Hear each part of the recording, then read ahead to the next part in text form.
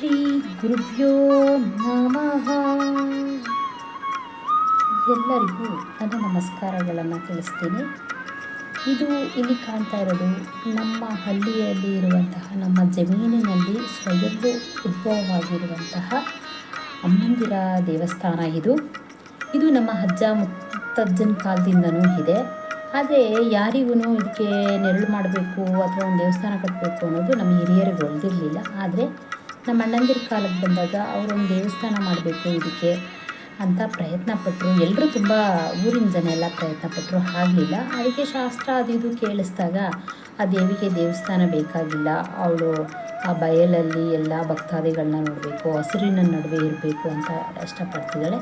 ದೇವಸ್ಥಾನ ಮಾಡಬೇಡಿ, ಅದನ್ನೆಲ್ಲ ಇದು ಮಾಡೋಕ್ಕೆ ಹೋಗ್ಬೇಡಿ ಅಂತ ಹೇಳಿದರು ಅಂತ ಹೇಳಿ ಎಲ್ಲ ಕೈ ಬಿಟ್ಟರು, ಸುಮ್ಮನೆ ಇದ್ದರು. ಆದರೆ 2012ರಲ್ಲಿ ನಮ್ಮ ಅಣ್ಣನ ಮಗಳದು ಮದುವೆಗೆ ಅಂತ ಒಂದು ಕಡೆ ಜಾತಕ ತೋರಿಸಿದಾಗ ಅವರು ಆ ದೇವಿಗೆ ನೆರಳಾಗಬೇಕು, ಅದು ಮಾಡ್ದಲೇ ನಿಮಗೆ ಒಳ್ಳೇದಾಗಲ್ಲ, ನೀವಿಬ್ಬರು ಹೆಣ್ಮಕ್ಳಿಗೆ ಒಳ್ಳೇದಾಗಲ್ಲ, ನೀವು ಅದನ್ನು ಮೊದಲು ಮಾಡಿ ಆ ಕೆಲಸನ ಅಂತ ಹೇಳಿದರು. ನಾವು ಮನೆಗೆ ಬಂದು ಹೇಳಿದಾಗ ಯಾರು ಅಷ್ಟು ಗಮನ ಕೊಡಲಿಲ್ಲ, ನಾವು ಸುಮ್ಮನೆ ಆಗಿದ್ವಿ. ಇವಾಗ 2024ರಲ್ಲಿ ಮತ್ತೆ ಜಾಬಿಗೆಲ್ಲ ನಮಗೆ ಸ್ವಲ್ಪ ಪ್ರಾಬ್ಲಮ್ ಆದಾಗ ಮತ್ತೆ ಅವ್ರ ಹತ್ರನೇ ಹೋದಾಗ ಅವ್ರು ಹೇಳಿದರು ಆ ದೇವಿಗೆ ನೆರಳು ಮಾಡಿದ್ರ ಅಂತ. ಇಲ್ಲ ಅಂದ್ವಿ. ಯಾಕೆ ಅಂದರು, ದೊಡ್ಡವ್ರು ಯಾರು ಸಪೋರ್ಟ್ ಮಾಡಿಲ್ಲ, ಸೊ ನಾವೇನು ಮಾಡೋಕ್ಕಾಗಿಲ್ಲ ಅಂದ್ವಿ. ಅದಕ್ಕೆ ನೆರಳು ಮಾಡಿದೆ ನೀವು ಏನೂ ನಿಮಗೆ ಒಳ್ಳೇದಾಗಲ್ಲ, ನೀವು ನನ್ನ ಹತ್ರ ಬರಲೇಬೇಡಿ ಕೇಳೋದಕ್ಕೆ ಅಂತ ಅಂದರು. ಅದಕ್ಕೆ ನಾವು ಹೇಳಿದ್ವಿ ಸದ್ಯಕ್ಕೆ ಅದು ಮಾಡ್ತೀವಿ, ಸದ್ಯಕ್ಕೆ ಜಾಬಿಗೆ ಏನಾದರೂ ಒಂದು ಪರಿಹಾರ ಹೇಳಿ ಅಂದಾಗ ಅವರು ಆಂಜನೇಯ ಸ್ವಾಮಿಗೆ 9 ವಾರ ವೀಳ್ಯದೆಲೆ ಹಾರನ ಹಾಕಿ ಪೂಜೆ ಮಾಡ್ಕೊಂಡು ಬನ್ನಿ, ಒಳ್ಳೆಯದಾಗುತ್ತೆ ಅಂದರು. ನಾವು ಹಾಗೆ ಮಾಡಿದ್ವಿ. 8ನೇ ವಾರಕ್ಕೆ ಒಳ್ಳೆ ರಿಸಲ್ಟು ಸಿಕ್ತು, ಒಳ್ಳೆ ಹೊಸ ಪ್ರಾಜೆಕ್ಟ್ ಸಿಕ್ಕಿ ಚೆನ್ನಾಗಿರೋ ಒಳ್ಳೆ ಜಾಬ್ ಸಿಕ್ತು. ಇದನ್ನು ಮನೆಯಲ್ಲಿ ಎಲ್ಲ ವಿವರಿಸಿದಾಗ ಮನೆಯವರು ಎಲ್ಲ ನಂಬಿದ್ರು, ಹೌದಲ್ಲ ಕರೆಕ್ಟು ಅಂತ ಹೇಳಿ.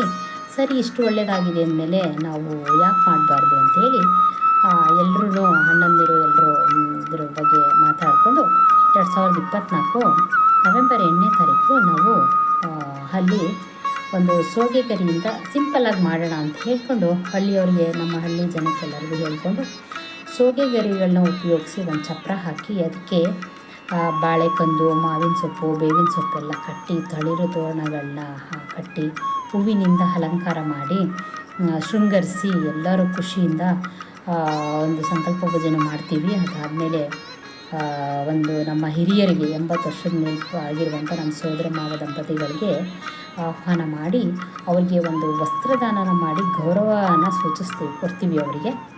ಆಮೇಲೆ ಅದೆಲ್ಲ ಆದಮೇಲೆ ಮಹಾಮಂಗಳಾರತಿ ಮಾಡಿ ಮಹಾಪ್ರಸಾದ ಅಂತಲೂ ಮಾಡಿ ಎಲ್ಲರಿಗೂ ಹಂಚ್ತೀವಿ. ಎಲ್ಲರೂ ತುಂಬ ಖುಷಿಯಾಗಿ ಪೂಜೆನ ಸಲ್ಲಿಸಿ ಪ್ರಸಾದ ಸ್ವೀಕರಿಸಿ ಅವರವ್ರ ಮನೆಗೆ ಹೋಗ್ತಾರೆ.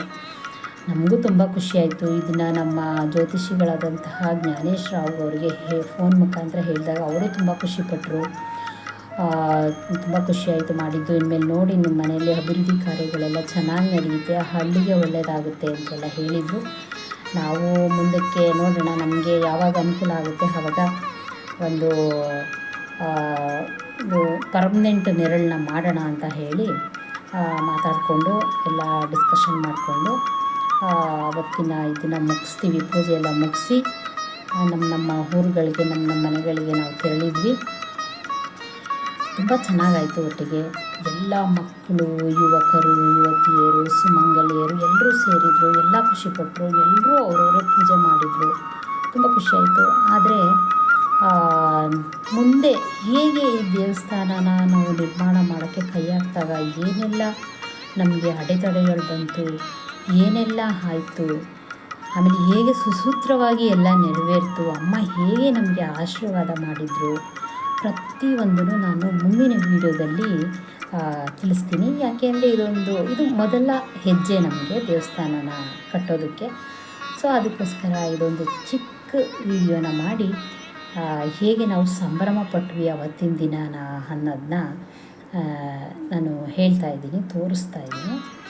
ನೋಡಿ, ಮುಂದಿನ ವೀಡಿಯೋಗಳನ್ನು ನೋಡಿ ಅಮ್ಮನ ಕೃಪೆಗೆ ಪಾತ್ರರಾಗಿ, ಅಮ್ಮ ಹೇಗೆಲ್ಲ ನಮ್ಮನ್ನು ಕೈ ಹಿಡಿದು ನಡೆಸಿದ್ರು, ಇವಾಗ ನಡೆಸ್ತಾ ಇದ್ದಾರೆ, ಏನೇನೆಲ್ಲ ಪವಾಡಗಳು ನಡೀತಾ ಇದೆ ಅಮ್ಮನ ಹತ್ರ ಅನ್ನೋದನ್ನ ವಿವರವಾಗಿ ಮುಂಬರುವ ವೀಡಿಯೋಗಳಲ್ಲಿ ನಾನು ಮಾಡ್ತೀನಿ. ಎಲ್ಲರೂ ನೋಡಿ ತಾಯಿಯ ಕೃಪೆಗೆ ಪಾತ್ರರಾಗಿ. ನಮಸ್ಕಾರ, ಧನ್ಯವಾದ.